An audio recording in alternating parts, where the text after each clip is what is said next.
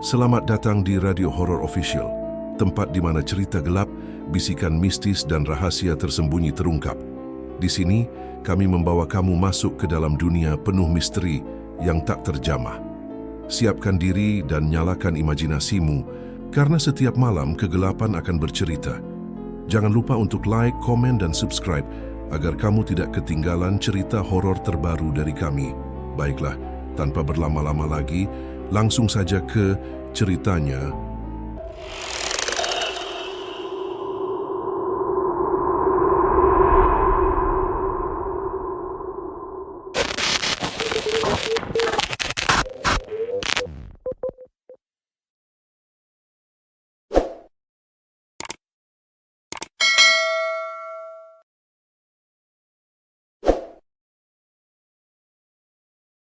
Malam itu, langit desa Cempoko Lor tampak pekat tanpa bintang.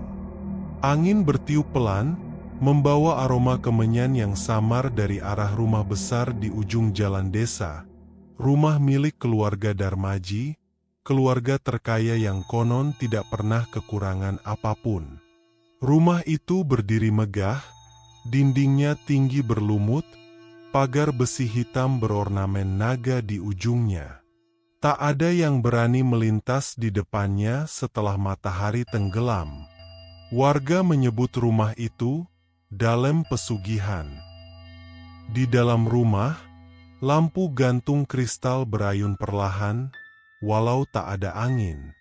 Suara detik jam tua terdengar nyaring, mengisi kesunyian. Di ruang tengah, Pak Darmaji duduk di kursi jati besar, menatap foto keluarganya yang tergantung di dinding. Di dalam foto itu, ia bersama istrinya Bu Lastri dan kedua anak mereka, Ratri dan Arga. Tapi entah kenapa, di sudut bawah foto, tampak samar seperti bayangan wajah perempuan lain yang tidak dikenal. Pak Darmaji menghela napas berat. Sudah waktunya lagi, gumamnya pelan sambil memandangi kalender Jawa yang diberi lingkaran merah di tanggal Jumat Kliwon. Dari arah dapur, Bu Lastri muncul membawa teko teh. Wajahnya pucat, matanya cekung seperti kurang tidur. "Kau yakin akan melanjutkannya, Kang?" Suaranya lirih. "Tidak ada jalan lain, Las. Kau tahu sendiri, kalau kita berhenti, semua yang kita miliki akan lenyap," jawab Pak Darmaji datar. Ia menatap lantai ubin tua di bawah meja. Di sanalah dulu, bertahun-tahun lalu, ia menggali lubang kecil untuk menanam benda yang diberi oleh Embah Kawis, orang sakti dari Gunung Cempoko. Sejak itu, usaha emasnya melonjak, sawahnya melimpah panen. Tapi setiap kali kekayaan datang, rasa takut ikut tumbuh di hati mereka. Di luar rumah, suara angin bertiup semakin kencang. Tiba-tiba terdengar suara tangisan perempuan dari arah belakang rumah. Panjang, serak, seperti seseorang yang menahan sakit luar biasa. Ratri yang baru pulang dari sekolah, berhenti di depan pintu ruang tamu. "Bu, siapa yang nangis?" tanyanya gugup. Bu Lastri buru-buru menghampiri dan memegang bahunya. "Nggak ada siapa-siapa, Nak. Mungkin suara angin," katanya cepat. Tapi matanya menatap tajam ke arah suaminya, seolah menyalahkan. Ratri menatap ke arah belakang rumah.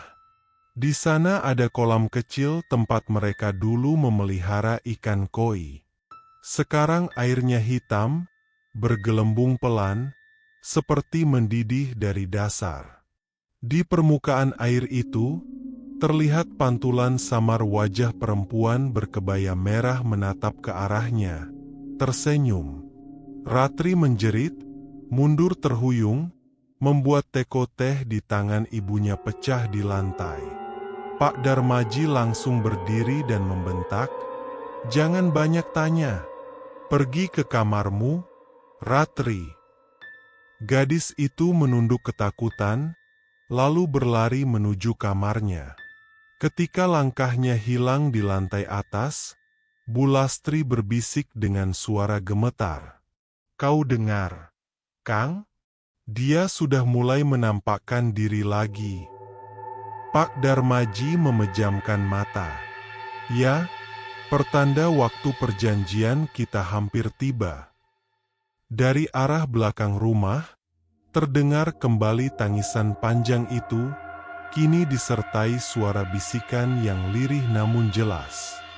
"Darmaji, sudah 12 tahun berlalu, aku datang menagih janji." Lampu gantung bergetar, lalu padam seketika. Hening. Hanya suara air kolam yang bergolak di luar, dan aroma kemenyan yang semakin tebal memenuhi rumah itu. Malam menjelang dini hari.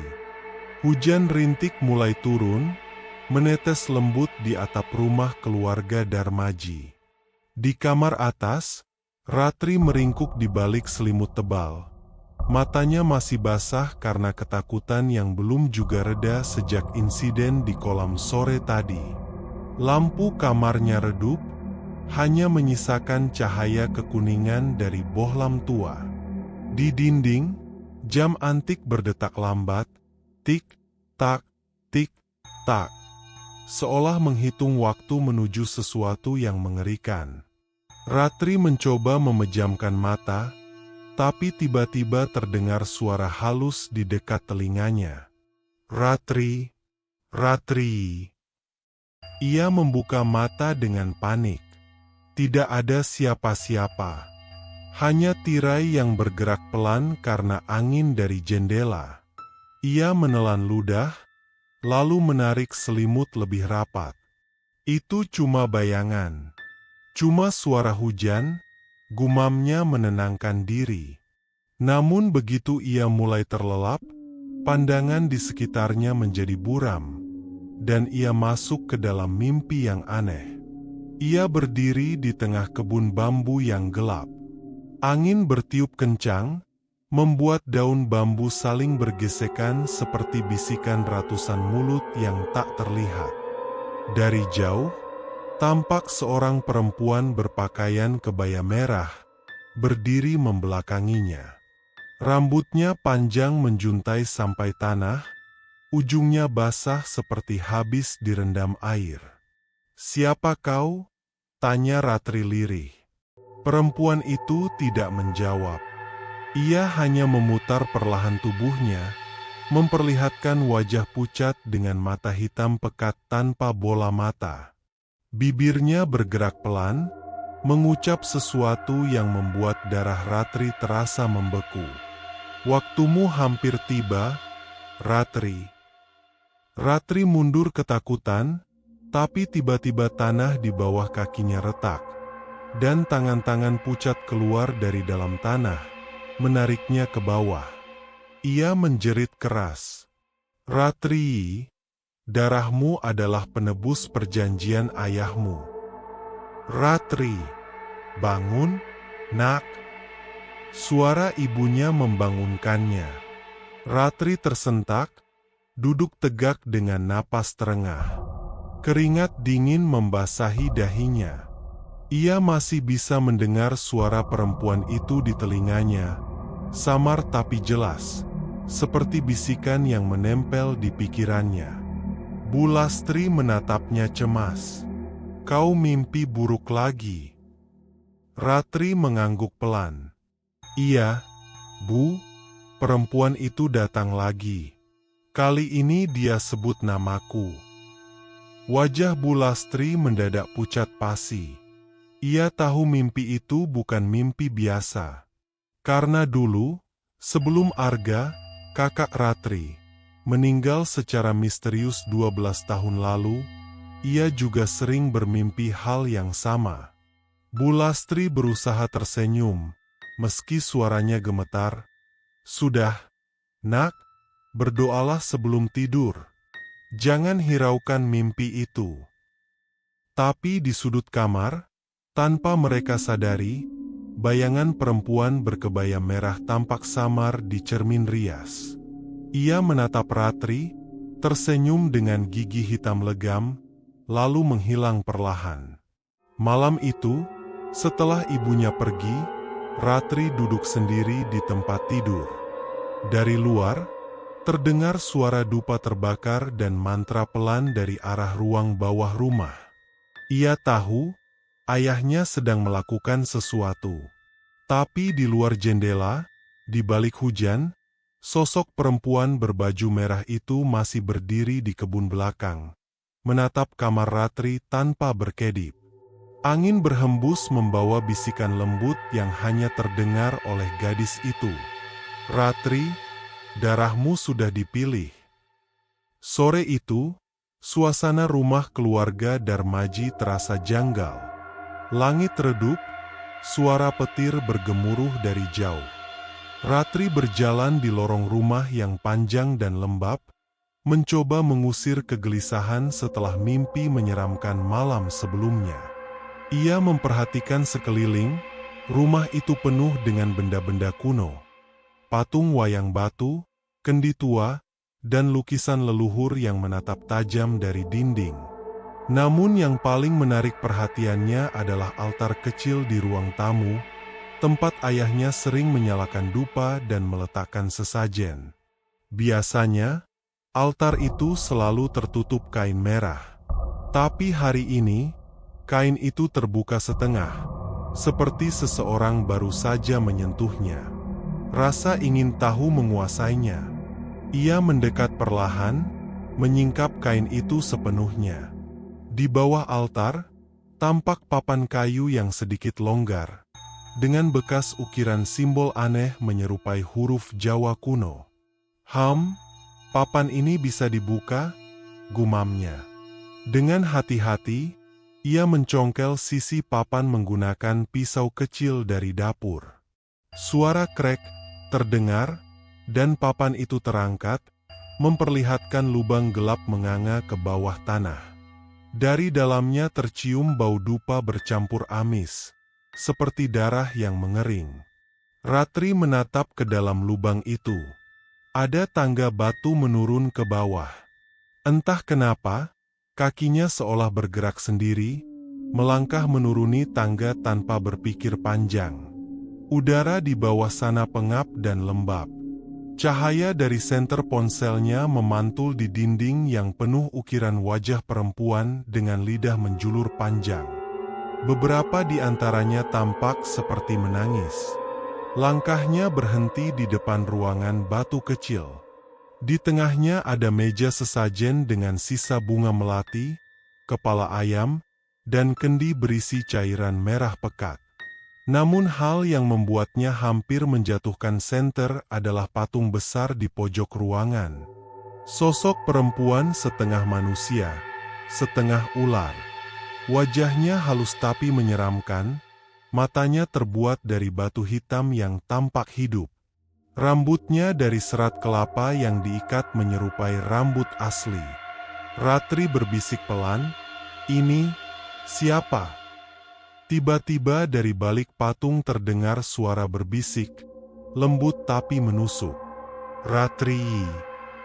Senter di tangannya bergetar. Ia menyorot ke arah suara itu, tak ada siapa-siapa. Tapi kemudian patung itu perlahan mengeluarkan tetesan cairan merah dari matanya, seperti menangis darah. Ratri menjerit tertahan, mundur beberapa langkah, tapi ponselnya jatuh dan mati. Gelap total. Dalam kegelapan itu, suara napas berat terdengar dekat telinganya. "Kau sudah membuka pintu antara dunia kita." Angin dingin berhembus dari dalam patung, membuat rambutnya terangkat. Ia berlari sekuat tenaga menaiki tangga, menabrak meja sesajen hingga kendi pecah. Dari dalam kendi mengalir cairan merah yang seolah bergerak sendiri, membentuk tulisan di lantai. "Darahmu gantikan perjanjian ayahmu." Ratri berhasil keluar ke ruang tamu, terengah-engah, wajahnya pucat.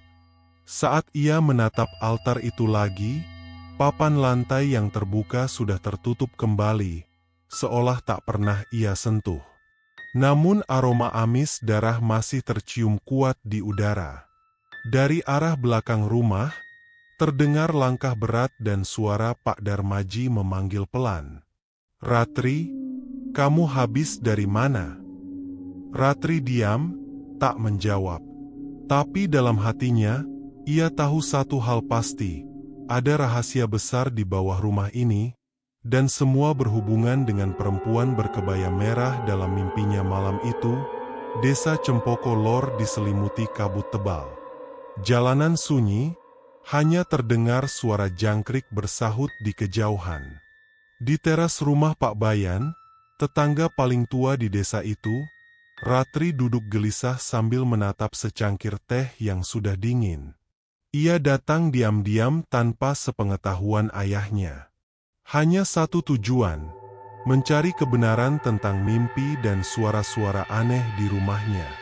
Pak Bayan, pria tua berumur hampir 80, menatapnya dengan sorot mata sayu namun tajam. "Kowe anake Darmaji, tu, wong sing omahe gede kui?" Ratri mengangguk pelan. "Iya, Mbah. Aku mau nanya soal sesuatu. Soal Nyai Puspo Cempoko." Begitu nama itu disebut, wajah Pak Bayan langsung berubah pucat. Ia menatap sekitar, memastikan tak ada orang mendengar, lalu berkata pelan, "Endok, jeneng kui ora kena disebut sembarangan. Ono roh sing bakal krungu." Ratri menunduk, tapi hatinya tetap ingin tahu. "Aku cuma ingin tahu siapa dia sebenarnya. Mbah, kenapa terus menghantui keluarga kami?" Pak Bayan menghela napas panjang, lalu mulai bercerita. "Dulu, waktu aku masih muda, deso iki ora makmur koyok saiki. Tanah gersang, wong-wong pada ngeluh. Tapi terus ono siji wong, bapakemu, si Darmaji, lungo menyang Gunung Cempoko. Katane nyekar, tapi nyatane golek pesugihan. Wong-wong endelok dheweke ora bali pitung dina pitung bengi. Nalika bali, awake dhewe wes ora koyok wong miskin maneh.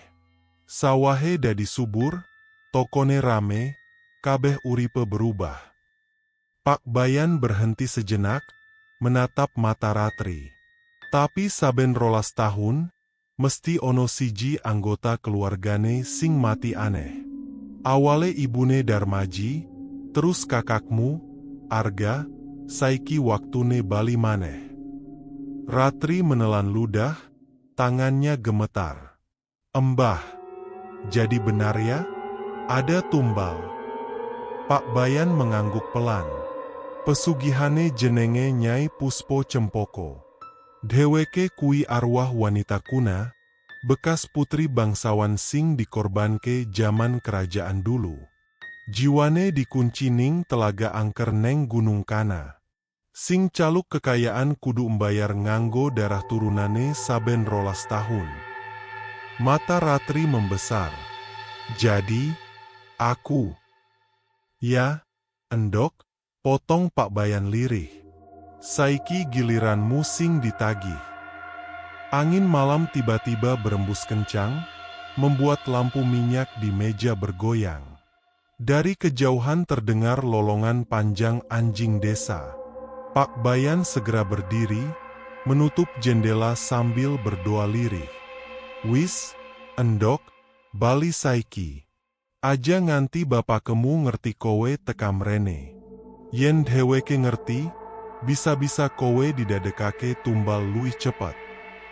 Ratri menatap Pak Bayan dengan mata berkaca. "Tapi Mbah, aku ora pengin mati. Gimana caranya ngelepasin kutukan iki?" Pak Bayan memejamkan mata sejenak, lalu berkata dengan suara berat, "Ono siji cara, tapi resikone gedhe. Kowe kudu ngadepi Nyai Puspo langsung. Yen ora, Jiwamu bakal dijupuk nalika purnama kliwon tiba. Ratri pulang malam itu dengan langkah gontai. Di sepanjang jalan, angin berbisik di telinganya, mengulang kalimat yang sama. Waktumu sudah dekat, Ratri, darahmu penebus janji.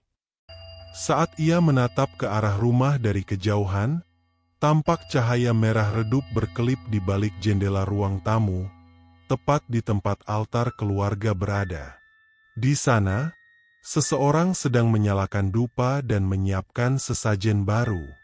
Malam itu, langit di atas desa Cempoko Lor diselimuti awan hitam pekat. Angin berdesir kencang, membawa aroma dupa dan darah segar yang menusuk hidung. Di rumah besar keluarga Darmaji, semua lampu dimatikan. Hanya satu cahaya redup dari ruang bawah tanah yang menembus sela lantai ruang tamu, seperti nyala api dari dunia lain. Ratri terbangun karena suara-suara langkah berat dari bawah rumah. Ia melihat jam dinding, pukul 12:13, tengah malam Jumat Kliwon. Dari balik pintu kamarnya, ia melihat cahaya merah samar menari-nari di lorong bawah. Jantungnya berdegup cepat. Rasa takut bercampur rasa penasaran menuntunnya keluar diam-diam. Ia berjalan perlahan di tangga kayu, setiap langkahnya berderit pelan. Dari bawah, terdengar suara ayahnya berbisik lirih seperti membaca mantra kuno. Puspo Cempoko, Nyai penguasa gunung dan telaga, kami persembahkan darah baru untuk kelanggengan rejeki keluarga Darmaji. Ratri menahan napas. Ia berjongkok di balik pintu ruang tamu, mengintip ke bawah altar. Dari celah papan, ia melihat ayah dan ibunya tengah berlutut di depan patung batu setengah manusia setengah ular yang pernah ia lihat sebelumnya di ruang bawah tanah. Di depan mereka ada mangkuk besar berisi darah ayam dan sesajen bunga 7 rupa. Dupa mengepul tebal hingga udara terasa pengap. Bu Lastri tampak menangis, tubuhnya bergetar, sementara Pak Darmaji terus melafalkan mantra dengan mata terpejam. Kekayaan dan kuasa, kembali pada kami, wahai Nyai, terimalah darah ini sebagai tanda bakti. Tiba-tiba, angin dingin berhembus dari bawah tanah. Nyala lilin padam satu persatu. Dari tengah kepulan asap, sosok perempuan berkebaya merah perlahan muncul, melayang, tanpa menyentuh tanah. Wajahnya pucat, matanya kosong, rambut panjangnya terurai sampai menyentuh lantai. Bu Lastri terisak histeris. Nyai, mohon ampun, jangan ganggu anakku. Sosok itu berbalik, menatap mereka berdua. Suaranya bergema di seluruh ruangan, serak dan dingin. Perjanjianmu belum lunas, Darmaji. Aku telah memberi emas dan kemakmuran. Kini, giliran darah anakmu menebusnya. Pak Darmaji menunduk, suaranya gemetar. Tunggu, Nyai. Beri kami waktu. Ratri masih kecil. Namun Nyai Puspo tertawa, suara tawanya seperti suara ribuan beling pecah. Kecil atau besar, darahnya tetap darah keturunanmu. Bila kau ingkar, semua akan kuambil. Rumahmu, hartamu, dan jiwamu. Seketika itu, patung batu di belakang mereka retak, mengeluarkan cairan hitam dari matanya. Aroma busuk menyengat memenuhi ruangan. Ratri yang menyaksikan semua itu dari balik celah altar menahan jeritannya. Air matanya mengalir tanpa sadar. Ia tak percaya, orang tuanya benar-benar bersekutu dengan makhluk halus. Tiba-tiba, kepala Nyai Puspo menoleh cepat ke arah atas, ke tempat Ratri bersembunyi. Matanya memerah menyala. Ia tersenyum mengerikan. Kau sudah melihat semuanya, Ratri. Sekarang kau milikku. Dari arah bawah, tangan-tangan hitam keluar dari lubang lantai, berusaha meraih kakinya. Ratri menjerit ketakutan, berlari naik ke kamarnya secepat mungkin, menutup pintu rapat-rapat. Namun dari arah tangga, suara langkah itu masih terdengar perlahan naik, satu persatu. Dan di sela angin malam, terdengar suara bisikan lembut tapi menyeramkan. "Jangan lari, Ratri, darahmu sudah dipanggil." Pagi datang tanpa cahaya matahari. Langit abu-abu, udara terasa berat. Seisi rumah keluarga Darmaji seperti kehilangan kehidupan. Sunyi, lembab, dan beraroma dupa yang belum padam semalaman. Ratri bangun dengan mata sembab. Ia tak tidur sama sekali setelah kejadian mengerikan itu. Setiap kali menutup mata, wajah Nyai Puspo selalu muncul di pikirannya. Senyum lebar dengan gigi hitam dan mata merah menyala. Ia berjalan menuju ruang tamu. Lantai di sana basah, tapi bukan karena air, melainkan jejak darah yang menetes dari arah altar. Ketika ia mendekat, lantai itu kembali terlihat bersih, seolah tak ada apa-apa. Tapi bau amisnya masih menempel di udara. Di luar, suara ayam berkokok terhenti tiba-tiba. Ratri menatap ke arah jendela. Semua ayam di halaman belakang tergeletak mati, bulunya menempel dengan darah di tanah. Ibu Lastri berteriak histeris ketika melihatnya.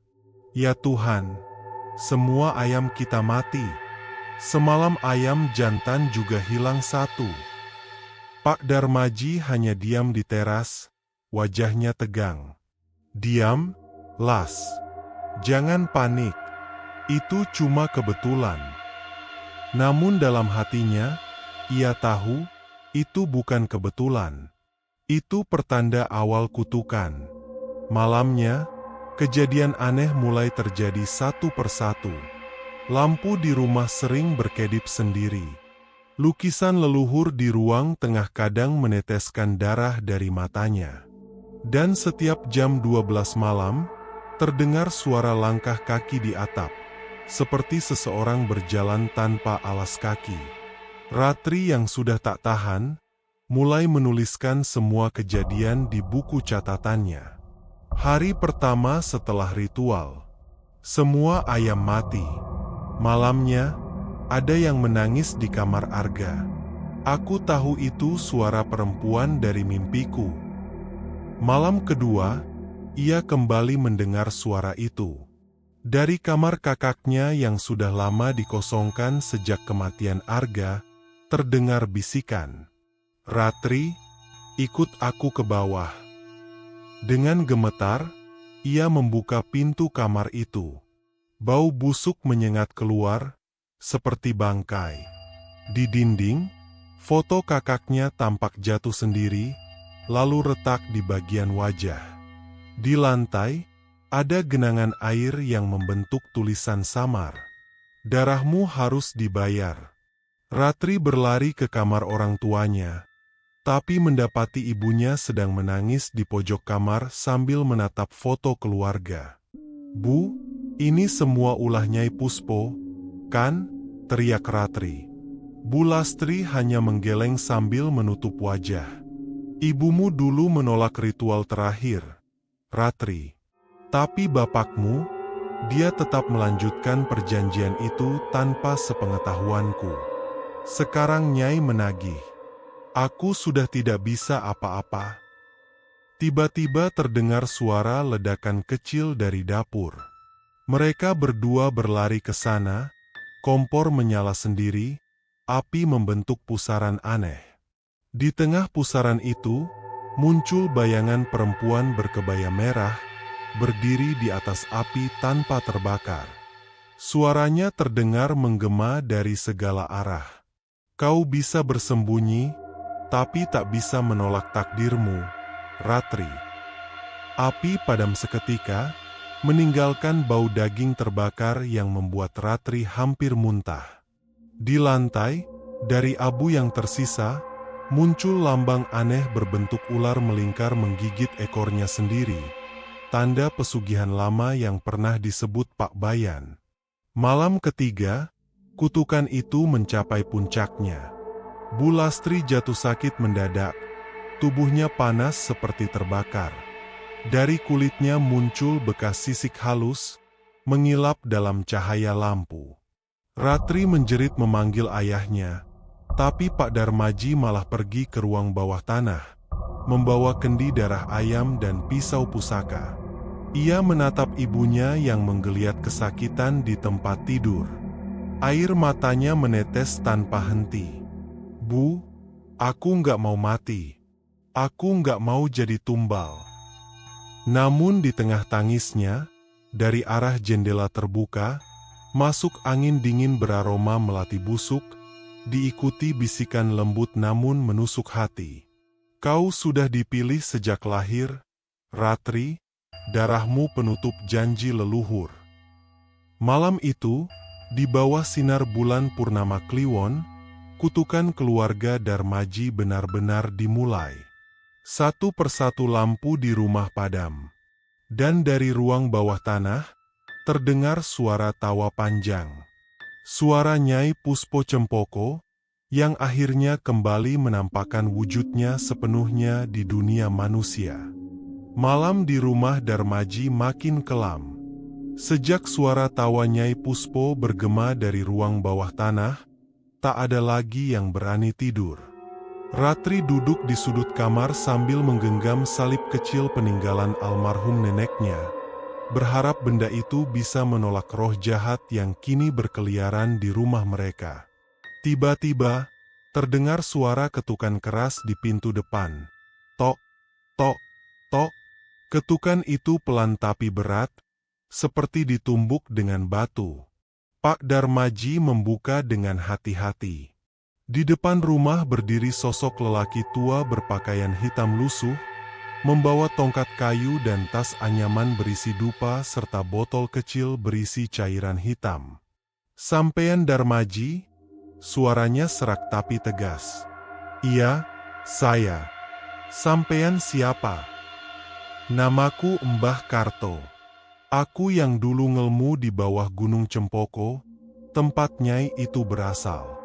Aku datang karena aku mencium bau pesugihan busuk dari rumah ini." Pak Darmaji mempersilakan masuk dengan wajah tegang. Begitu Mbah Karto melangkah masuk, dupa di altar Nyai Puspo padam sendiri, dan udara mendadak berat. Lelaki tua itu hanya tersenyum miring. "Dia sudah tahu aku datang," ucapnya pelan. Mbah Karto memeriksa tiap sudut rumah. Di ruang tamu ia menancapkan bunga kantil di 4 penjuru, lalu meneteskan minyak hitam di tengah lantai. Dari cairan itu muncul gelembung darah kecil, menandakan roh kuat sedang bersembunyi di bawah tanah. Ia menatap Pak Darmaji tajam. "Sampean ini bodoh, Ji. Nyai Puspo bukan makhluk yang bisa diajak perjanjian biasa. Dia dulunya istri ketiga dari Dukun Agung yang mati disiksa penjajah. Ia mati dengan dendam dan sumpah akan memakan darah keturunan siapapun yang berani mengikat janji dengannya. Leluhurmu dulu sudah memperingatkan." Pak Darmaji terdiam. "Jadi, tidak ada cara lain, Mbah. Kalau hanya uang yang sampean minta, sudah dapat balasannya. Tapi tumbal manusia tak bisa ditolak. Dan sekarang, yang ditagih adalah anak perempuan terakhir dari garis darah Darmaji." "Ratri," suara Bu Lastri lirih, matanya berkaca-kaca. Tengah malam, Mbah Karto menyiapkan ritual penangkisan. Ia menyalakan dupa, menaruh sesaji di depan altar Nyai Puspo, dan mulai membaca mantra kuno dengan bahasa Jawa halus yang bahkan Bu Lastri tak mengerti. Tiba-tiba, lampu rumah padam semua. Dingin menyeruak, dan dari belakang altar terdengar suara perempuan menjerit diiringi tangisan bayi. Ratri menutup telinganya, Tapi suara itu menembus kepala, membuatnya pingsan. Ketika Mbah Karto membuka matanya lagi, asap dupa membentuk wujud samar. Nyai Puspo Cempoko muncul dengan rambut panjang terurai, matanya merah, dan kain kebayanya berlumur darah. "Kau berani mengusik janji darahku, Karto?" Suara itu seperti berasal dari perut bumi. Mbah Karto menancapkan tongkatnya ke lantai, membaca doa dengan cepat. Asap hitam berputar melawan arah jarum jam, dan sesaat Nyai Puspo menjerit kesakitan. Tapi sesudah itu, ia tertawa. "Kau pikir bisa menghentikanku dengan mantra tua itu? Aku sudah menyatu dengan darah keluarga ini. Lihatlah nasib mereka." Saat itu juga, Bu Lastri menjerit. Dari lehernya keluar urat-urat hitam menjalar ke wajah. Pak Darmaji mencoba memeluknya, tapi tubuh istrinya mendadak membeku seperti batu. Mbah Karto berteriak, "Darahnya sudah ditandai. Kita harus cepat, sebelum Nyai menjemput anakmu."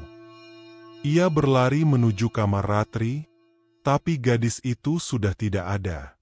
Jendela kamar terbuka lebar, tirainya berayun, dan di lantai tertinggal jejak kaki basah menuju luar rumah. Di kejauhan terdengar suara perempuan menyanyi lirih. Lagu Jawa kuno yang dulu dinyanyikan saat memanggil arwah penunggu pesugihan. Kembang kantil nyandang sepi. Ratri mulih, aja nyumputi. Mbah Karto menatap ke arah suara itu, matanya muram. Dia sudah mulai menjemput yang terakhir. Hujan turun deras malam itu. Petir menyambar dari kejauhan, menyinari jalan setapak menuju hutan Cempoko, tempat yang diakini menjadi asal mula pesugihan keluarga Darmaji. Pak Darmaji dan Mbah Karto berjalan menembus kabut, membawa lentera minyak dan kendi berisi air doa. Di tangan Mbah Karto tergenggam tulisan kuno dari lontar yang katanya berisi mantra penutup perjanjian darah. "Dia membawanya ke sini," ujar Mbah Karto pelan. "Nyai Puspo mati dan dikubur di bawah pohon besar di tengah hutan ini. Tapi kuburannya bukan tanah biasa. Itu pusara darah, tempat semua tumbal disatukan." Langkah mereka makin berat saat tanah di bawah kaki berubah lembek seperti lumpur. Di sekeliling, suara serangga dan burung malam hilang sepenuhnya, tanda bahwa roh jahat sedang berkuasa. Tiba-tiba, dari balik kabut, terdengar suara gamelan samar disertai aroma melati dan kemenyan. Dari jauh tampak bayangan perempuan menari, berkebaya merah, dengan wajah yang hanya separuh terlihat. Pak Darmaji menatap dengan mata nanar. "Itu Ratri." Tapi Mbah Karto menahan lengannya. "Jangan, itu bukan anakmu. Itu bayangan yang dipinjam." Perempuan itu menoleh perlahan ke arah mereka, senyum lebar membelah wajahnya, dan di belakangnya tampak bayangan hitam raksasa, wujud sejati Nyai Puspo Cempoko. Mbah Karto segera menancapkan tongkatnya ke tanah. Ia membaca mantra keras-keras. "Sapa nyembah ing kubur peteng, ilang jiwane, ilang baline. Aku nutup dalanmu, Nyai, mulihna roh sing ora kudune." Tanah bergetar. Dari bawah akar pohon besar muncul tangan-tangan manusia. Tangan para tumbal lama, mencengkeram tanah, meronta seolah ingin keluar. Suara rintihan terdengar bersahut-sahutan. Pak Darmaji gemetar, menatap wajah-wajah pucat yang keluar dari dalam bumi. "Ya Tuhan, ini semua korban pesugihan keluarga kita." Mbah Karto mengangguk. "Setiap kali kekayaan naik, satu nyawa dari garis darah kalian dibayar. Dan malam ini, Nyai menagih yang terakhir." Tiba-tiba, Ratri muncul dari balik kabut. Rambutnya basah, Matanya kosong, dan di dadanya tergantung kalung dari taring ular hitam. Tanda sudah diserahkan sepenuhnya. "Ayah," suaranya datar. "Aku sudah dengar semuanya. Aku tahu ayah berjanji pada Nyai untuk kekayaan keluarga. Sekarang giliranku, kan?" Pak Darmaji menunduk, menyesal. "Maafkan ayah, nak. Aku tak tahu akan sejauh ini." Ratri tersenyum miring, lalu suaranya berubah menjadi berat dan serak. "Bukan miliknya lagi. Tak perlu minta maaf. Janji darah tak bisa dihapus dengan air mata." Ia mengangkat tangannya, dan dari tanah muncul bayangan ular besar melilit tubuhnya. Mata Ratri kini memerah, kulitnya pucat seperti lilin. Mbah Karto cepat-cepat memercikkan air doa ke arah Ratri, namun air itu menguap sebelum menyentuh kulitnya. "Dia sudah jadi perantara," teriak Mbah Karto. "Kalau terlambat, Nyai akan benar-benar menyatu dengannya." Tanah di sekitar pusara mulai terbelah, mengeluarkan cairan merah pekat seperti darah. Dari dalamnya muncul arca batu wanita bertaring, dengan tubuh setengah ular, mengenakan mahkota bunga cempoko. Wajahnya adalah wajah Nyai Puspo yang utuh. Ia menatap Pak Darmaji dengan mata api, lalu berbisik, "Aku sudah menunggu generasi terakhir untuk menutup lingkaranku. Kini semuanya sempurna."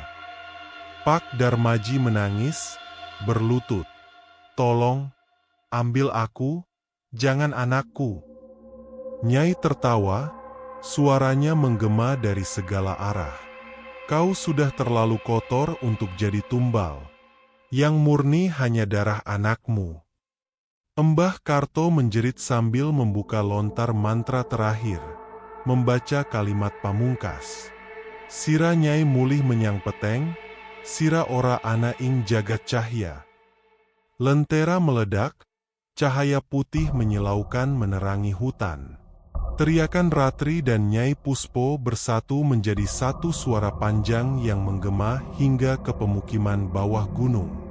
Lalu semuanya hening.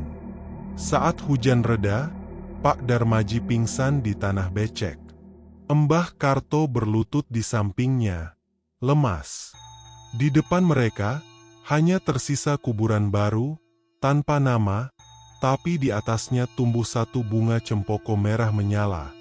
Tanda bahwa Nyai belum benar-benar pergi. 3 hari berlalu sejak malam ritual di hutan cempoko. Langit Pemalang tak pernah cerah lagi. Selalu kelabu, seolah matahari enggan menatap tanah itu. Rumah keluarga Darmaji kini sepi, hanya menyisakan Pak Darmaji yang duduk di beranda, memandangi bunga cempoko merah yang tiba-tiba tumbuh di halaman rumahnya. Bunga itu tidak pernah layu, meski hujan deras atau panas terik. Dan setiap malam, aromanya semakin kuat, menusuk hidung dan membuat siapapun yang menghirupnya merasa seperti dicekik oleh tangan dingin. Mbah Karto yang datang menengok hanya bisa menggeleng. "Aku sudah menutup pintu dari dunia arwah, tapi yang satu ini belum selesai. Rohnya tidak sepenuhnya pergi." Nyai itu sudah menanam sebagian dirinya di dalam darah Ratri. Pak Darmaji terdiam, matanya kosong. "Apa maksudmu, Mbah?" "Artinya, anakmu belum mati dengan tenang. Dia masih di antara dua dunia, setengah manusia, setengah bayangan Nyai." Malamnya, suara langkah kaki terdengar dari arah dapur.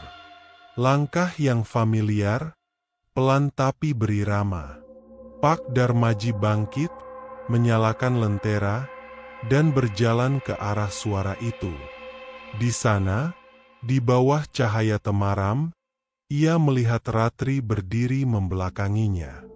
Rambutnya masih basah seperti malam di hutan, pakaiannya sobek, dan tubuhnya berembun. Ratri? Gadis itu menoleh perlahan. Wajahnya pucat, bibirnya membiru, tapi senyumnya sama seperti dulu, hangat namun ganjil. "Ayah, aku pulang." Pak Darmaji langsung memeluknya. Tubuh itu dingin seperti batu. Namun beberapa detik kemudian, Ratri berbisik di telinganya, "Aku bukan lagi anakmu, Yah. Aku hanya datang untuk menyelesaikan yang belum selesai." Darah Pak Darmaji langsung terasa membeku. Saat ia melepaskan pelukan, mata Ratri sudah berubah merah pekat, dan dari punggungnya menetes cairan hitam seperti getah. Mbah Karto yang tidur di ruang depan segera bangun mendengar suara keras. Ia melihat Pak Darmaji tersungkur di lantai, sementara Ratri melayang di udara, tubuhnya membentuk bayangan dua wujud. Setengah wajahnya Ratri, setengah lagi Nyai Puspo Cempoko. "Kau pikir bisa menutup perjanjian, Karto?" Suara Nyai menggema. "Aku sudah tertanam di darah mereka. Aku adalah darah Darmaji." Mbah Karto berteriak sambil mengangkat tongkatnya. "Aku tahu siapa kau, Puspo. Dulu kau manusia yang dikorbankan oleh suamimu sendiri demi pesugihan. Dendam itu menular ke darah keturunanmu, tapi kini harus dihentikan." Namun tubuh Ratri menjerit, menggeliat, kulitnya mulai retak seperti tembikar. Dari dalamnya muncul ular kecil hitam yang keluar dari luka-lukanya, berdesis serentak. Pak Darmaji merangkak, mencoba memegang tangan anaknya. "Ratri, lawan dia, nak. Jangan biarkan dia kuasai kamu." Mata Ratri berkaca-kaca. Suara kecilnya masih terdengar di antara raungan Nyai. "Ayah, tolong, aku sakit." Mbah Karto segera mengeluarkan keris kuningan kecil dari tas anyamnya, pusaka terakhir warisan gurunya. Keris ini dibuat dari logam suci Gunung Cempoko. Hanya ini yang bisa memutus ikatan darah. Tanpa ragu, ia menusukkan keris itu ke tanah di bawah Ratri. Dari tanah, muncul cahaya putih membentuk lingkaran, menelan tubuh Ratri yang melayang. Ratri berteriak keras sekali, lalu hening. Udara bergetar, dan bunga cempoko di halaman mendadak layu semua.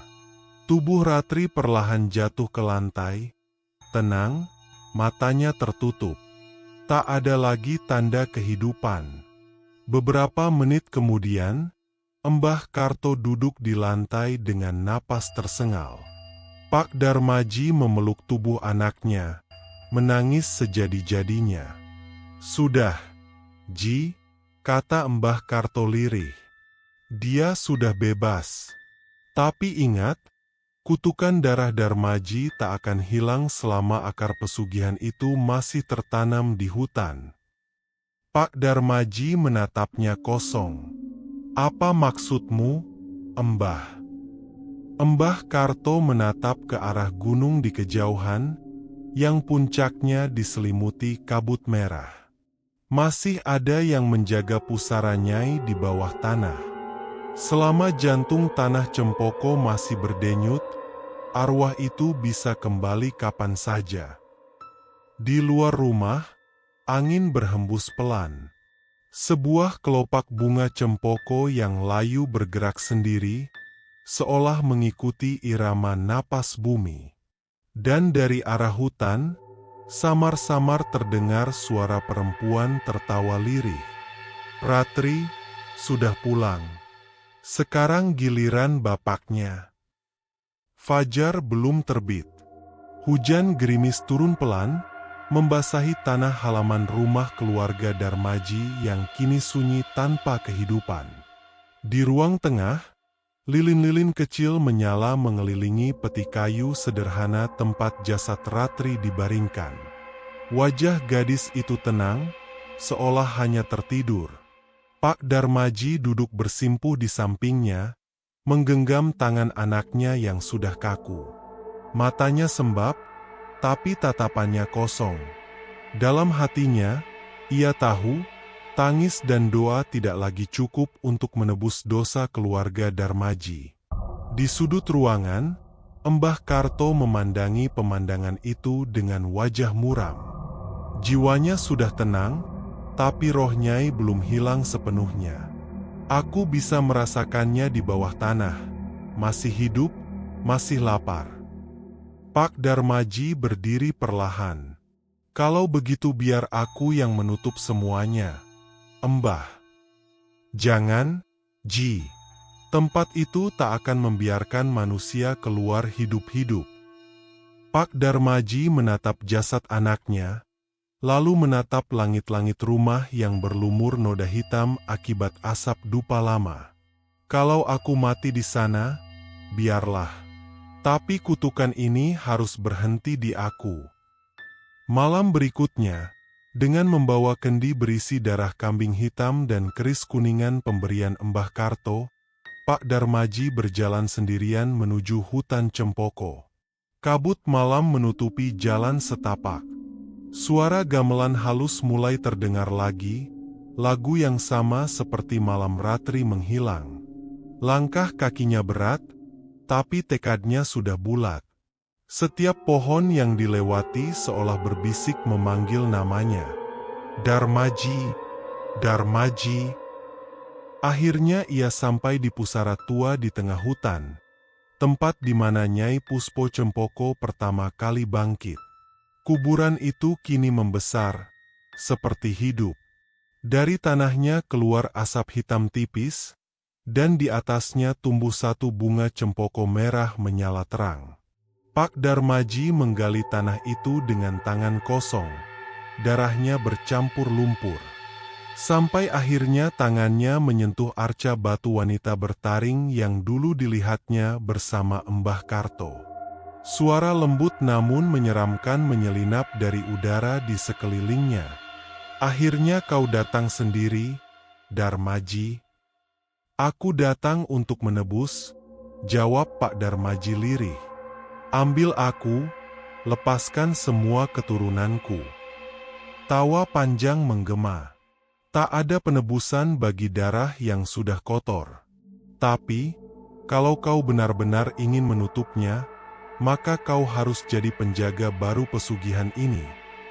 Tanah mulai bergetar. Arca batu retak, dan dari dalamnya keluar wujud Nyai Puspo Cempoko dalam bentuk paling mengerikan. Tubuh setengah ular, wajah setengah manusia, dan mata yang berkilat merah seperti bara api. Pak Darmaji menghunus keris kuningan. Aku tidak akan jadi penjagamu. Aku datang untuk menghancurkanmu. Ia menusuk tanah tepat di depan pusara, lalu memecahkan kendi darah di atasnya. Asap hitam tebal langsung membubung tinggi, diiringi suara jeritan Nyai Puspo yang menggema ke seluruh hutan. Kau gila. Dengan darahmu sendiri kau memutus rantai kekayaanmu. Lebih baik miskin tapi lepas dari iblis sepertimu. Tanah pecah, api keluar dari celah-celahnya. Bunga cempoko mekar serentak lalu terbakar menjadi abu. Tubuh Pak Darmaji terseret ke tengah pusara, tapi ia tetap menancapkan keris itu dalam-dalam sambil berteriak. Aku tutup perjanjian ini dengan nyawaku sendiri. Kilatan cahaya putih memancar, menelan seluruh hutan. Teriakan Nyai Puspo Cempoko menggema panjang, lalu lenyap. Keesokan harinya, warga desa menemukan hutan cempoko hangus di sebagian besar bagiannya. Tak ada tanda-tanda manusia hidup, hanya satu pusara batu besar dengan nama Darmaji terpahat di bagian bawahnya. Di sekitarnya tumbuh ratusan bunga cempoko putih, pertanda arwah telah damai. Embah Karto yang datang belakangan hanya menunduk, menggumam doa pelan. Sudah selesai, tapi tiap tanah yang pernah disentuh pesugihan, tak akan pernah benar-benar bersih. Malam itu, angin berembus pelan melewati halaman rumah Darmaji yang kini kosong. Di jendela, tampak bayangan perempuan berkerudung putih memandangi langit. Wajahnya mirip Ratri, tapi matanya tenang. Ia menatap bunga cempoko putih yang tumbuh di depan rumah, lalu berbisik pelan. Ayah sudah bebas, Nyai sudah tenang, tapi darah Darmaji akan selalu diingat oleh tanah ini. Lalu bayangan itu hilang, bersama hembusan angin malam. Demikian kisah Nyai Puspo Cempoko, tumbal pesugihan keluarga Darmaji. Kadang manusia rela menyerahkan darahnya demi kemewahan dunia. Lupa bahwa setiap janji pada iblis pasti dibayar dengan nyawa. Dan jika kalian suatu malam mencium aroma bunga cempoko dari arah hutan, jangan menoleh ke belakang. Bisa jadi, Nyai Puspo masih berjalan di antara kita, mencari darah yang baru.